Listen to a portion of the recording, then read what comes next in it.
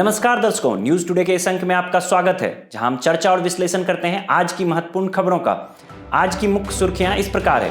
France के प्रसिद्ध Eiffel tower से unified payment interface UPI launch किया गया। सत्येंद्र नाथ बोस की 50वीं पुण्यतिथि पर देश ने उन्हें याद किया। International agency for research on cancer ने विश्व में कैंसर के मामलों पर नवीनतम अनुमान जारी किए। Codex Committee on Spices and Culinary Herbs CCSCH का 7वां सत्र कोच्चि में आयोजित हुआ। पत्तन, पोत परिवहन और जलमार्ग मंत्रालय ने सागर सेतु NLP मरीन प्लेटफॉर्म के अंतर्गत 2 डिजिटल मॉड्यूल्स लॉन्च किए। भारतीय दिवाला और शोधन अक्षमता बोर्ड IBBI ने इंसॉल्वेंसी प्रोफेशनल संस्थाओं के लिए विनियामक फ्रेमवर्क को तर्कसंगत बनाया। अब खबरों को विस्तार से समझते हैं। चलिए अब समझते हैं आज की पहली मुख्य खबर को। फ्रांस के प्रसिद्ध एफिल टावर से unified payment interface UPI launch किया गया। अब खबर को विस्तार से समझते हैं। NPCI international payments limited NIPL ने फ्रांसीसी कंपनी लाइरा के साथ साझेदारी में फ्रांस में UPI भुगतान प्रणाली को स्वीकृति की घोषणा की। इस प्रकार फ्रांस UPI स्वीकार करने वाला पहला यूरोपीय देश बन गया। लाइरा ई-कॉमर्स और निकट भुगतान जैसे QR कोड के माध्यम से भुगतान को सुरक्षित करने में अग्रणी कंपनी है। आगे बढ़ने से पहले यहाँ UPI के संबंध में आधारभूत बातों को जान लेना बेहतर रहेगा। UPI को वर्ष 2016 में भारतीय राष्ट्रीय भुगतान निगम अर्थात national payment corporation of India NPCI ने लॉन्च किया था। यह एक त्वरित भुगतान प्रणाली है। यह एक बैंक से दूसरे बैंक को धन भेजने की सुविधा के लिए इंटरफेस के रूप में कार्य करती है। UPI इंडिया स्टैक की पेमेंट्स लेयर का एक अभिन्न अंग है। India stack open application programming interface APIs और डिजिटल पब्लिक गुड्स का एक सेट है। इसका उद्देश्य आबादी के स्तर पर पहचान, डेटा और भुगतान की आर्थिक प्राथमिकताओं को अनलॉक करना है। इंडिया स्टैक में 3 लेयर्स होती है। पहला पहचान अर्थात आइडेंटिटी, दूसरा भुगतान अर्थात पेमेंट्स तथा तीसरा डेटा। APIs परिभाषित नियमों का सेट है। यह अलग अलग एप्लीकेशंस को एक दूसरे के साथ संचार करने में सक्षम बनाता है। Bharat digital public infrastructure DPI में सहयोग को बढ़ावा देने के लिए इंडिया स्टैक के अंतर्राष्ट्रीयकरण का प्रयास कर रहा है। यहाँ इंडिया स्टैक के अंतर्राष्ट्रीयकरण के लिए किए गए उपायों के संबंध में जानकारी प्राप्त कर लेना भी बेहतर रहेगा, जो इस प्रकार है। NIPL अर्थात NPCI इंटरनेशनल पेमेंट्स लिमिटेड यह पूरी तरह से NPCI की एक सहायक कंपनी है। इसे वर्ष 2020 में निगमित किया गया था। इसका उद्देश्य भारत से बाहर रुपे और UPI का संचालन शुरू करना है। अलग अलग देशों जैसे सिंगापुर, UAE आदि में UPI आधारित भुगतान को स्वीकार किया गया है। Armenia, Sierra Leone, Suriname, Antigua और बारबुडा के साथ इंडिया स्टैक साझा करने के लिए समझौता ज्ञापन पर हस्ताक्षर किए गए हैं। इस संदर्भ में G20 के तहत भी भारत द्वारा पहलें की गई है, जो इस प्रकार है। Global digital public infrastructure repository launch किया गया है। ग्लोबल साउथ में DPI अर्थात डिजिटल पब्लिक इंफ्रास्ट्रक्चर के विकास के लिए सोशल इम्पैक्ट फंड स्थापित किया गया है। अंत में हम इंडिया स्टैक के अंतर्राष्ट्रीयकरण के महत्व को भी समझ लेते हैं। इससे भारतीय स्टार्टअप्स और तकनीकी फर्मों के लिए वैश्विक बाजार में पहुंच बढ़ाने में मदद मिलेगी। वैश्विक स्तर पर अंतर संचालनीयता अर्थात इंटरऑपरेबिलिटी और मानकीकरण को अपनाया जा सकेगा। नवाचार और सहयोग से नए समाधानों और सेवाओं का निर्माण हो सकता है। विशेष रूप से ग्लोबल साउथ में भारत की सॉफ्ट पावर और डिजिटल डिप्लोमेसी को मजबूती मिलेगी। चलिए अब समझते हैं आज की दूसरी मुख्य खबर को। सत्येंद्र नाथ बोस की 50वीं पुण्यतिथि पर देश ने उन्हें याद किया। अब खबर को विस्तार से समझते हैं। सत्येंद्र नाथ बोस महान भौतिक विज्ञानी थे। उन्होंने मेघनाथ साहा के साथ मिलकर भारत में आधुनिक सैद्धांतिक भौतिकी में शोध कार्यों की आधारशिला रखी थी। यहाँ विज्ञान के क्षेत्र में इनके योगदानों के संबंध में जानकारी प्राप्त कर लेना महत्वपूर्ण रहेगा। उन्होंने स्टैटिस्टिकल मैकेनिक्स और क्वांटम स्टैटिस्टिक्स के क्षेत्र में महत्वपूर्ण योगदान दिया था। उन्होंने क्लासिकल इलेक्ट्रोडायनेमिक्स का संदर्भ लिए बिना प्लैंक्स ब्लैक बॉडी रेडिएशन के नियम का निष्कर्ष निकाला था। ब्लैक बॉडी रेडिएशन किसी गर्म पिंड द्वारा उत्सर्जित विकिरण के स्पेक्ट्रम को कहा जाता है। बोस के शोध अध्ययन का शीर्षक है planks law and light quantum hypothesis. इसका आइंस्टीन ने जर्मन भाषा में अनुवाद किया था। इसे जेट स्क्रिफ्ट फॉर फिजिक्स में प्रकाशित किया गया था। इस शोध अध्ययन के प्रकाशन से क्वांटम स्टैटिस्टिक्स का उदय हुआ था। आइंस्टीन ने आदर्श क्वांटम गैस का सिद्धांत देने के लिए बोस की पद्धति को लागू किया था तथा बोस आइंस्टीन कंडेंसेशन BEC की परिघटना का पूर्वानुमान लगाया था। गौरतलब है कि बोस आइंस्टीन कंडेंसेशन BEC पदार्थ की एक अवस्था है।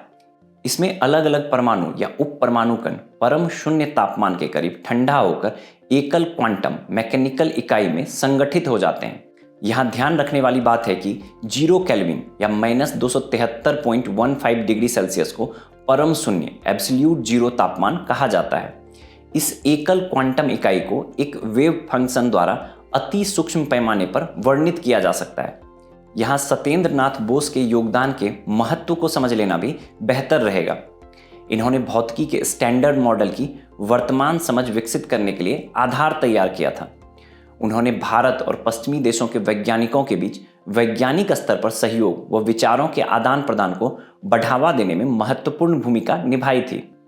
अंत में हम सत्येंद्र नाथ बोस को मिले सम्मान व पुरस्कारों के संबंध में भी जानकारी प्राप्त कर लेते हैं। उन्हें वर्ष 1954 में पद्म विभूषण से सम्मानित किया गया था। बोसोन यह इंटीजर स्पिन वाला मूलभूत कण है। इसका नामकरण बोस के नाम पर सम्मान में रखा गया है। रविंद्रनाथ टैगोर ने विज्ञान पर अपनी एकमात्र रचना विश्व परिचय SN बोस को समर्पित की थी। SN बोस वर्ष 1956 से 58 की अवधि में विश्व भारती के कुलपति रहे थे। चलिए अब समझते हैं आज की तीसरी मुख्य खबर को। International agency for research on cancer IARC ने विश्व में कैंसर के मामलों पर नवीनतम अनुमान जारी किए। अब खबर को विस्तार से समझते हैं। International agency for research on cancer IARC cancer के मामलों से संबंधित विश्व स्वास्थ्य संगठन WHO की एक एजेंसी है। यहाँ सबसे पहले हम इस रिपोर्ट के मुख्य बिंदुओं पर एक नज़र डाल लेते हैं। पहले हम वैश्विक स्तर के आंकड़ों के संबंध में जान लेते हैं। वर्ष 2022 में विश्व में कैंसर के लगभग 20 मिलियन नए मामले दर्ज किए गए थे। इस दौरान इस रोग से 9 मिलियन से अधिक लोगों की मृत्यु हो गई थी। वर्ष 2050 तक विश्व में कैंसर के मरीजों की संख्या में 77% की वृद्धि हो सकती है। साथ ही कैंसर से होने वाली मौतों में 50% तक की बढ़ोतरी हो सकती है। लगभग 5 में से 1 व्यक्ति को अपने जीवन काल में कैंसर हो जाता है। साथ ही लगभग 9 में से 1 पुरुष और 12 में से 1 महिला की कैंसर रोग से मृत्यु हो जाती है। अब हम भारत की स्थिति को समझने का प्रयास करते हैं। भारत में वर्ष 2022 में 14 लाख से अधिक कैंसर के नए मामले दर्ज किए गए थे तथा इन मामलों में लगभग 9 लाख लोगों की मृत्यु हो गई थी। पुरुष कैंसर रोगियों की तुलना में महिला कैंसर रोगियों की संख्या थोड़ी अधिक है। भारत में कैंसर के 4 सबसे अधिक मामले ब्रेस्ट, लिप एवं ओरल कैविटी, गर्भाशय ग्रीवा तथा फेफड़ों के कैंसर से संबंधित है। आगे बढ़ने से पहले यहाँ कैंसर रोग के बारे में आधारभूत बातों को समझ लेना बेहतर रहेगा। कैंसर वास्तव में शरीर की कुछ कोशिकाओं की अनियंत्रित और असामान्य रूप से वृद्धि है। अधिकतर मामलों में यह कोशिका वृद्धि गांठ या ट्यूमर का रूप धारण कर लेती है। यदि समय पर उपचार ना किया जाए तो यह ट्यूमर बढ़ता जाता है और शरीर के अन्य अंगों में फैल जाता है। इससे शरीर के सभी सामान्य संचालन प्रभावित हो जाते हैं। 4 फरवरी को कैंसर के संबंध में जागरूकता फैलाने के लिए विश्व कैंसर दिवस के रूप में चिन्हित किया गया है। यहाँ कैंसर के बढ़ते मामलों से निपटने के लिए भारत द्वारा उठाए गए उपायों के संबंध में जानकारी प्राप्त कर लेना भी बेहतर रहेगा। आयुष्मान भारत स्वास्थ्य एवं कल्याण केंद्र के तहत जांच और उपचार की सुविधा दी जा रही है। गौरतलब है कि आयुष्मान भारत स्वास्थ्य एवं कल्याण केंद्र का नाम बदलकर अब आयुष्मान आरोग्य मंदिर कर दिया गया है। सर्वाइकल कैंसर की रोकथाम के लिए सेर्वावेक नाम से भारत का पहला स्वदेशी टीका विकसित किया गया है। अंतरिम बजट 2024-25 में 9 से 14 साल की लड़कियों को सर्वाइकल कैंसर का मुफ्त टीका लगाने की योजना की घोषणा की गई है। राष्ट्रीय औसत मूल्य निर्धारण प्राधिकरण ने 2019 में कैंसर रोधी 390 गैर अनुसूचित दवाओं की सूची जारी की थी। इनके अधिकतम खुदरा मूल्य में 87% तक की कमी की गई है। अंत में कैंसर के उपचार में मिली हालिया सफलताओं को भी जान लेते हैं। पहला, कैंसर कोशिकाओं के लिए किल स्विच। वैज्ञानिकों ने CD95 रिसेप्टर पर एक महत्वपूर्ण एपिटोप की पहचान की है। यह एपिटोप कैंसर कोशिकाओं के स्वतः नष्ट होने का कारण बन सकता है। एपिटोप प्रोटीन का वह हिस्सा है जो कैंसर कोशिकाओं को मारने के लिए बड़े प्रोटीन को सक्रिय कर सकता है। दूसरा, वर्ष 2018 में चिकित्सा का नोबेल पुरस्कार। यह पुरस्कार नेगेटिव इम्यून रेगुलेशन को अवरुद्ध कर कैंसर चिकित्सा की खोज के लिए दिया गया। तीसरा, कार्ट सेल थेरेपी। इसमें कैंसर रोगियों से टी सेल नामक प्रतिरक्षा कोशिकाओं को निकालकर उन्हें आनुवांशिक रूप से संशोधित किया जाता है ताकि वे शरीर में प्रवेश करके कैंसर कोशिकाओं से लड़ सकें। चलिए अब समझते हैं आज की चौथी मुख्य खबर को। Codex Committee on Spices and Culinary Herbs CCSCH का 7वां सत्र कोच्चि में आयोजित हुआ। अब खबर को विस्तार से समझते हैं। इस सत्र में 5 मसालों अर्थात छोटी इलायची, हल्दी, जुनिपर बेरी, ऑल स्पाइस और स्टार एनीज अर्थात चक्र फूल के लिए गुणवत्ता संबंधी मानकों को अंतिम रूप दिया गया है। CCSCH ने इन मानकों को कोडेक्स एलिमेंटेरियस कमीशन CAC को भेज दिया है। साथ ही उन्हें पूर्ण कोडेक्स मानकों के रूप में अपनाने की सिफारिश भी की है। CCSCH में पहली बार मसालों के समूहीकरण की रणनीति को सफलतापूर्वक लागू किया गया है। आगे बढ़ने से पहले यहाँ CCSCH अर्थात Codex Committee on Spices and Culinary Herbs के बारे में जानकारी प्राप्त कर लेना बेहतर रहेगा। CCSCH का गठन वर्ष 2013 में किया गया था। इसका गठन कोडेक्स एलिमेंटेरियस कमीशन अर्थात CAC रोम के तहत किया गया है। CAC के अंतर्गत इसे कमोडिटी समितियों में से एक के रूप में गठित किया गया है। भारत इस समिति का मेजबान व अध्यक्ष देश है। भारतीय मसाला बोर्ड इस समिति के सचिवालय के रूप में कार्य करता है। भारतीय मसाला बोर्ड वाणिज्य व उद्योग मंत्रालय के अधीन है। CCSCH के विचारार्थ विषयों में शामिल है ड्राइड और डिहाइड्रेटेड अवस्था में मसालों व पाक कला से संबंधित शाक अर्थात हर्ब्स के लिए उनके विश्वव्यापी मानकों को विस्तृत करना, दोहराव से बचने के लिए मानक विकास प्रक्रिया में अन्य अंतर्राष्ट्रीय संगठनों के साथ आवश्यकतानुसार परामर्श करना। यहाँ कोडेक्स मानक के संबंध में समझ बना लेना भी अच्छा रहेगा। ये खाद्य से जुड़े महत्वपूर्ण अंतर्राष्ट्रीय प्रावधान हैं। इनमें अलग अलग मानक, अभ्यास संहिताएं, स्वच्छता अभ्यास संहिताएं, दिशा निर्देश और अन्य सिफारिशें शामिल है। यदि इसकी प्रकृति को देखा जाए तो कोडेक्स मानक स्वैच्छिक हैं और राष्ट्रीय खाद्य कानून पर बाध्यकारी नहीं हैं। कोडेक्स और WTO सैनिटरी और फाइटोसैनिटरी उपायों अर्थात SPS समझौता तथा व्यापार में तकनीकी बाधाओं अर्थात TBT समझौता पर WTO समझौतों ने WTO के सदस्यों को राष्ट्रीय विनियमों को अंतर्राष्ट्रीय मानकों के अनुरूप रखने के लिए प्रोत्साहित किया है। अंत में हम कोडेक्स एलिमेंटेरियस कमीशन CAC के संबंध में भी आधारभूत जानकारी प्राप्त कर लेते हैं। यह एक अंतर्राष्ट्रीय खाद्य मानक निर्धारक निकाय है। इसकी स्थापना विश्व स्वास्थ्य संगठन WHO और खाद्य एवं कृषि संगठन FAO ने संयुक्त रूप से की है। इसे 1963 में स्थापित किया गया था। इसका मुख्यालय इटली के रोम में है। इसका उद्देश्य उपभोक्ताओं के स्वास्थ्य की रक्षा करना और खाद्य पदार्थों के व्यापार में उचित व्यवहार सुनिश्चित करना है। CAC अलग अलग सदस्य देशों द्वारा आयोजित अलग अलग कोडेक्स समितियों के माध्यम से अपना कार्य करता है। गौरतलब है कि CCSCH का आयोजन भारत करता है। CAC के भारत सहित 189 सदस्य देश हैं। भारत ने 1964 में इसकी सदस्यता ग्रहण की थी। चलिए अब समझते हैं आज की 5वीं मुख्य खबर को। पत्तन, पोत परिवहन और जलमार्ग मंत्रालय ने सागर सेतु NLP मरीन प्लेटफॉर्म के अंतर्गत 2 डिजिटल मॉड्यूल्स लॉन्च किए। अब खबर को विस्तार से समझते हैं। लॉन्च किए गए 2 डिजिटल मॉड्यूल्स हैं। पहला, मैरीटाइम सिंगल विंडो मॉड्यूल।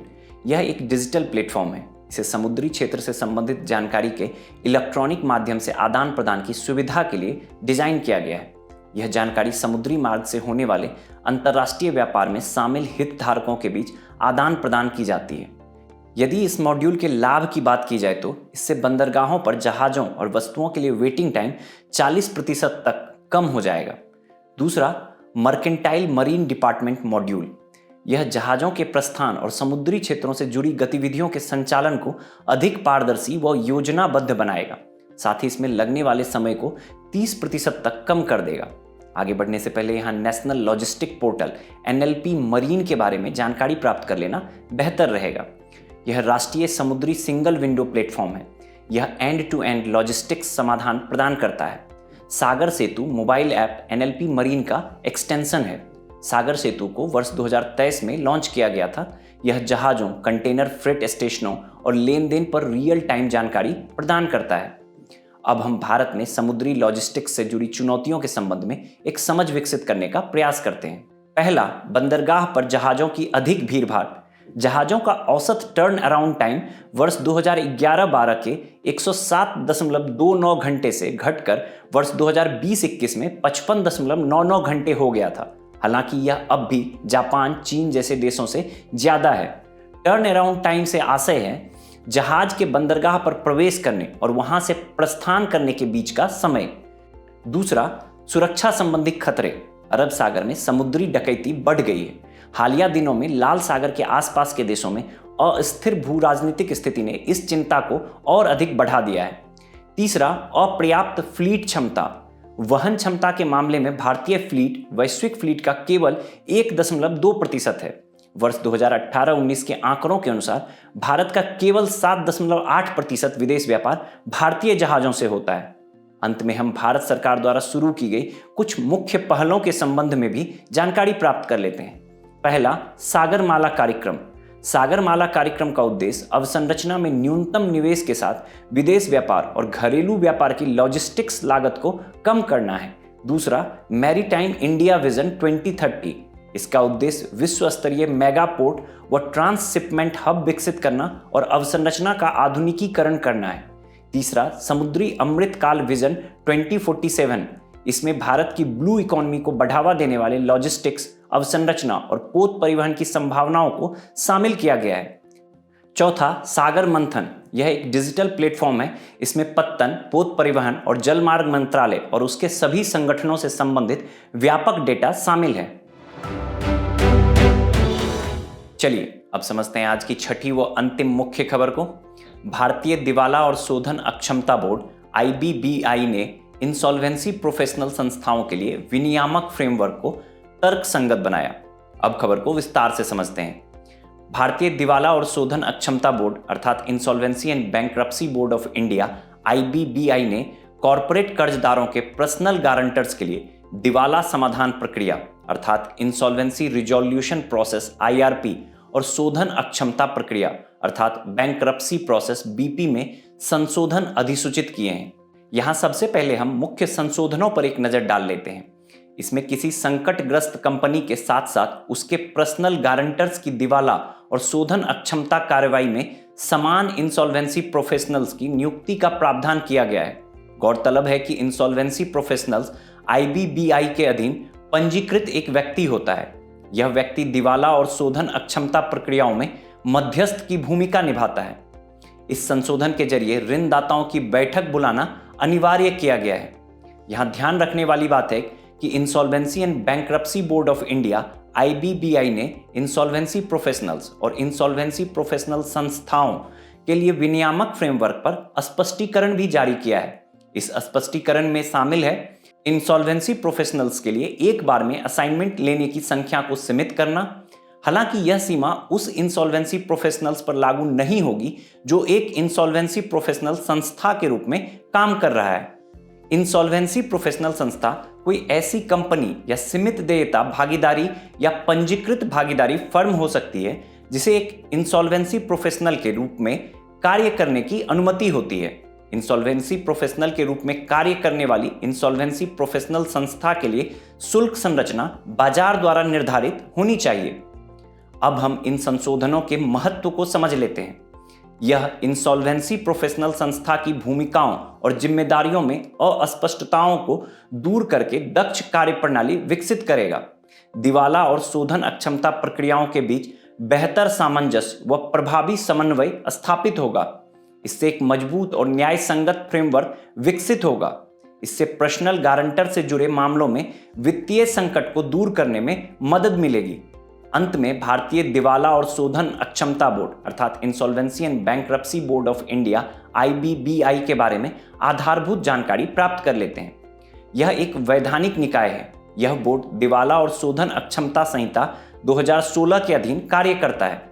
यह इंसॉल्वेंसी प्रोफेशन और प्रोसेस दोनों को विनियमित करता है। इसे इंसॉल्वेंसी प्रोफेशनल्स, इंसॉल्वेंसी प्रोफेशनल एजेंसियों, इंसॉल्वेंसी प्रोफेशनल संस्थाओं और इंफॉर्मेशन यूटिलिटीज पर विनियामक निरीक्षण का अधिकार प्राप्त है। यदि इसकी संरचना की बात की जाए तो बोर्ड में एक अध्यक्ष, केंद्र सरकार के 3 पदेन सदस्य, RBI का 1 पदेन सदस्य और केंद्र द्वारा नामित 5 अन्य सदस्य, जिसमें कम से कम 3 सदस्य पूर्णकालिक होने चाहिए, शामिल होते हैं। चलिए अब हम सुर्खियों में रहे स्थल के संबंध में भी जानकारी प्राप्त कर लेते हैं। आज का हमारा स्थल है अर्जेंटीना। अर्जेंटीना की संसद के निचले सदन ने देश की अर्थव्यवस्था और स्थिति को बदलने के लिए ओम्निबस सुधार विधेयक को मंजूरी दी। यहाँ अर्जेंटीना के संबंध में आधारभूत बातों को समझ लेना बेहतर रहेगा। अर्जेंटीना की राजधानी है ब्यूनस आयर्स। यदि अर्जेंटीना के भौगोलिक अवस्थिति की बात की जाए तो यह दक्षिण अमेरिका के दक्षिणी भाग में स्थित है। इसकी सीमाएं दक्षिण और पश्चिम में चिली से, उत्तर में बोलीविया व पैराग्वे से तथा पूर्व में ब्राजील, उरुग्वे और अटलांटिक महासागर से लगती हैं। यदि अर्जेंटीना के भौगोलिक विशेषताओं की बात की जाए तो इसे भौगोलिक रूप से 4 मुख्य क्षेत्रों में विभाजित किया गया है: एंडीज, नॉर्थ, पंपास और पेटागोनिया। पंपास कृषि प्रधान क्षेत्र है। इसके पूर्व में अटलांटिक महासागर स्थित है। पराना, पराग्वे, उरुग्वे, इगाजू, सालाडो आदि यहाँ की प्रमुख नदियां हैं। सेरो एकांकागुआ यहाँ की सबसे ऊंची चोटी है। चलिए अंत में हम संक्षिप्त सुर्खियों के संबंध में भी जानकारी प्राप्त कर लेते हैं। पहला, आईएनएस संधायक। आईएनएस संधायक को विशाखापत्तनम में भारतीय नौसेना में शामिल किया गया। यह सर्वे वेसल लॉर्ज एसवीएल श्रेणी का पहला पोत है। यह प्रस्तावित 4 एसवीएल जहाजों की श्रृंखला में पहला है। यह अत्याधुनिक हाइड्रोग्राफिक उपकरणों से लैस है। इनमें गहरे और उथले जल के multi beam echo sounders, autonomous under water vehicle आदि शामिल हैं। यह सीमित रक्षा क्षमताएं भी प्रदान कर सकता है। साथ ही युद्ध काल या आपात स्थिति के दौरान हॉस्पिटल पोत के रूप में भी काम कर सकता है। इसमें लागत की दृष्टि से 80% से अधिक स्वदेशी सामग्री का इस्तेमाल किया गया है। दूसरा, आरटीआई अधिनियम 2005 के तहत छूट। हाल ही में दिल्ली उच्च न्यायालय ने निर्णय दिया है कि सूचना का अधिकार आरटीआई अधिनियम की धारा 24 के अनुसार केंद्रीय जांच ब्यूरो सीबीआई को आरटीआई के तहत जानकारी का खुलासा करने से पूरी तरह से छूट प्राप्त नहीं है। आरटीआई अधिनियम की धारा 24, इसके तहत अधिनियम की दूसरी अनुसूची में सूचीबद्ध खुफिया और सुरक्षा संगठनों को आरटीआई एक्ट से छूट प्रदान की गई है। हालांकि ऐसे संगठनों द्वारा भ्रष्टाचार और मानवाधिकार के उल्लंघन के आरोपों से संबंधित जानकारी का खुलासा किया जाना अनिवार्य है। यदि अन्य छूट की बात की जाए तो धारा 8(1) में ऐसी सूचना के प्रकटीकरण से छूट प्रदान की गई है जिसके प्रकटीकरण से भारत की संप्रभुता और अखंडता पर प्रतिकूल प्रभाव पड़ने की संभावना हो, न्यायालय की अवमानना या संसद के विशेषाधिकार का उल्लंघन होता हो आदि। तीसरा, वन स्टॉप सेंटर्स। देश भर में लगभग 700 से अधिक वन स्टॉप सेंटर्स स्थापित किए गए हैं। वन स्टॉप सेंटर्स मिशन शक्ति की उपयोजना संबल के तहत संचालित किए जा रहे हैं। मिशन शक्ति की शुरुआत केंद्रीय महिला एवं बाल विकास मंत्रालय ने की है। वन स्टॉप सेंटर्स योजना वर्ष 2015 से चलाई जा रही है। इसका उद्देश्य हिंसा से प्रभावित और संकट का सामना कर रही महिलाओं को एक ही जगह पर मदद प्रदान करना है। आपातकालीन और सामान्य समय में अलग अलग प्रकार की सेवाओं की प्राप्ति में मदद करना। वन स्टॉप सेंटर्स के तहत दी जा रही सेवाओं में शामिल है चिकित्सा सहायता, महिलाओं को एफआईआर दर्ज करने में मदद करना, कानूनी सहायता एवं काउंसलिंग आदि। चौथा, एटमॉस्फेरिक रिवर, वायुमंडलीय नदी। संयुक्त राज्य अमेरिका का कैलिफोर्निया लगातार 2 एटमॉस्फेरिक रिवर तूफानों से प्रभावित हुआ है। यहां हम एटमॉस्फेरिक रिवर के बारे में समझ बना लेते हैं। यह वायुमंडल में एक निश्चित पट्टी में प्रवाहित होने वाली संघनित जलवाष्प की अत्यधिक मात्रा है। यह मुख्यतः बहिरुष्णकटिबंधीय चक्रवातों अर्थात एक्स्ट्रा ट्रॉपिकल साइक्लोन से संबंधित होती है। यह बहिरुष्णकटिबंधीय चक्रवातों के शीत वाताग्र के आगे निचले वायुमंडल में प्रबल वेग से चलने वाली जेट स्ट्रीम के क्षेत्र में मौजूद होती है। इसे पृथ्वी पर ताजे जल के सबसे बड़े परिवहन तंत्र के रूप में माना जाता है। जब यह पर्वतों जैसे भौगोलिक अवरोधों से टकराकर ऊपर उठने के बाद दूसरी तरफ नीचे उतरती है तो इससे अत्यधिक मात्रा में वर्षण होता है, जिसके परिणाम स्वरूप भीषण बाढ़ और भूस्खलन जैसी विपदाएं घटित हो सकती हैं। पांचवा, एग्रोस्फीयर। वैज्ञानिकों का मानना है कि इवेंट होराइजन के भीतर एग्रोस्फीयर से पदार्थ और ऊर्जा निकालना संभव है। एग्रोस्फीयर वास्तव में इवेंट होराइजन तथा एक घूर्णन करते ब्लैक होल, केर ब्लैक होल की स्थिर सीमा के बीच का क्षेत्र है। स्थिर सीमा एक घूर्णन करते ब्लैक होल के बाह्य क्षेत्र के आसपास का सरफेस है। इससे होकर गुजरने वाले पिंड सदैव गतिमान रहते हैं। ऐसा ब्लैक होल के कारण अंतरिक्ष में होने वाली विकृति की वजह से होता है। इवेंट होराइजन एक ब्लैक होल के चारों ओर की काल्पनिक सीमा है। इस सीमा के भीतर गुरुत्वाकर्षण बल इतना प्रबल होता है कि प्रकाश भी इससे बच नहीं सकता। छठा, मां कामाख्या एक्सेस कॉरिडोर, मां कामाख्या दिव्य परियोजना। प्रधानमंत्री ने PM development initiative for north eastern region PM divine योजना के तहत मां कामाख्या एक्सेस कॉरिडोर की आधारशिला रखी है। कामाख्या मंदिर असम के गुवाहाटी में नीलांचल पहाड़ियों में अवस्थित है। इसे 51 शक्तिपीठों में से सबसे पुरानी पीठ माना जाता है। यह तांत्रिक शाक्त पंथ के उपासकों और हिंदुओं का एक पवित्र तीर्थ स्थल है। वर्ष 1565 में कोच राजवंश के राजा चिलराई ने इस मंदिर का पुनर्निर्माण कराया था। इस मंदिर का स्थापत्य नागर शैली और सारसेनिक शैली का मिश्रित रूप है। यहाँ प्रतिवर्ष अंबुबाची मेला लगता है। यह मेला देवी कामाख्या के वार्षिक रजोधर्म मेंस्ट्रुएशन के उपलक्ष्य में आयोजित किया जाता है। सातवां, नासा का fission surface power project. NASA ने चंद्रमा पर परमाणु विखंडन रिएक्टर स्थापित करने की अपनी योजना का पहला चरण पूरा कर लिया है। इसमें बिजली पैदा करने वाले लघु आकार के परमाणु विखंडन रिएक्टर के लिए कॉन्सेप्ट डिजाइन विकसित करने पर ध्यान केंद्रित किया गया है। इस रिएक्टर का चंद्रमा पर भावी मिशनों को ऊर्जा की निरंतर आपूर्ति प्रदान करने के लिए उपयोग किया जा सकता है। साथ ही इस रिएक्टर का मंगल ग्रह के लिए भी भावी रिएक्टर डिजाइन हेतु उपयोग किया जा सकता है। चंद्रमा पर सौर ऊर्जा प्रणालियों की कुछ सीमाएं हैं, क्योंकि एक चंद्र रात्रि पृथ्वी के लगभग 14 दिनों के बराबर होती है।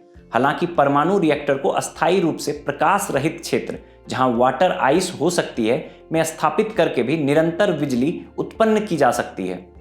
आठवां व अंतिम, TOI 715b। नासा ने TOI 715b नामक एक सुपर अर्थ एक्सोप्लैनेट की खोज की है। यह पृथ्वी से लगभग 137 प्रकाश वर्ष दूर है। यह कंजर्वेटिव हैबिटेबल जोन में अपने मूल तारे की परिक्रमा कर रहा है। सुपर अर्थ ऐसे एक्सोप्लैनेट को कहते हैं जिनका आकार पृथ्वी से बड़ा और नेपच्यून से छोटा होता है। सुपर अर्थ नाम होने के बावजूद भी यह जरूरी नहीं है कि वे पृथ्वी के समान ही हों। हैबिटेबल जोन या गोल्डीलॉक्स जोन, यह किसी तारे के चारों ओर का वह क्षेत्र है जो ना तो बहुत गर्म होता है और ना ही बहुत अधिक ठंडा। इस वजह से इस क्षेत्र में स्थित ग्रहों की सतह पर जल तरल रूप में मौजूद हो सकता है। जाने से पहले आपकी समझ की परीक्षा के लिए डालते हैं एक नजर हमारे स्पेशल सेगमेंट प्रश्नोत्तरी पर।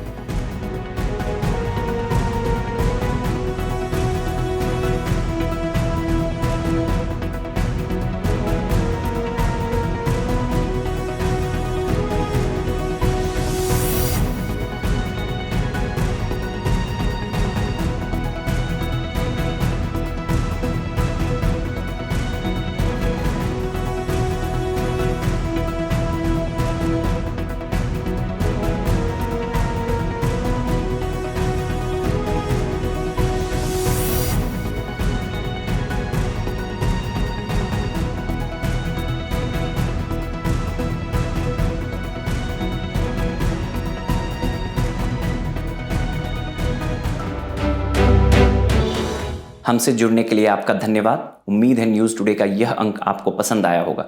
न्यूज़ टुडे की PDF को डाउनलोड करने के लिए और आज की क्विज के उत्तर के लिए डिस्क्रिप्शन में दिए गए लिंक पर क्लिक कीजिए।